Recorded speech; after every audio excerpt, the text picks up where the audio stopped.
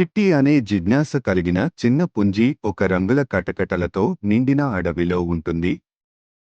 ఒకరోజు ఆమె ఒక పొంగు ప్రవాహం దగ్గర ఒక ప్రకాశవంతమైన బంగారు తాళం చూసి ఆశ్చర్యపోతుంది.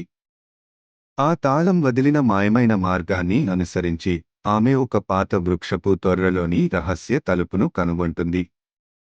ఆ తలుపు తెరిచి లోపలికి వెళ్ళిన తర్వాత తేలియాడే ద్వీపాలు, వెలుగుల కలిగి ఉన్న జీవులు, మాట్లాడే పువ్వులతో నిండిన మంత్రస్థలాన్ని కనుగొంటుంది.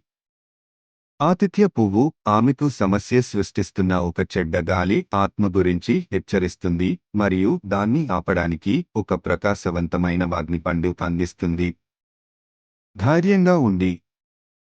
చిట్టి గాలి ఆత్మను వలలు మరియు ఆటంకాల మధ్య పరిగెత్తుతుంది.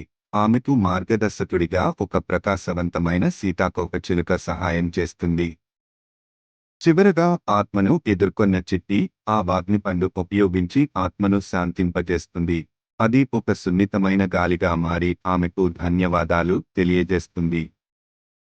మంత్రస్థల జీవులు ఆమె ధైర్యానికి మురిసిపోతూ కృతజ్ఞతగా ఒక ప్రకాశవంతమైన నెక్లెస్ను బహుమతిగా ఇస్తాయి. చిట్టి తిరిగి తన అడవికి వెళ్ళి తన మాయమైన సాహసాన్ని తన మిత్రులతో పంచుకుంటుంది.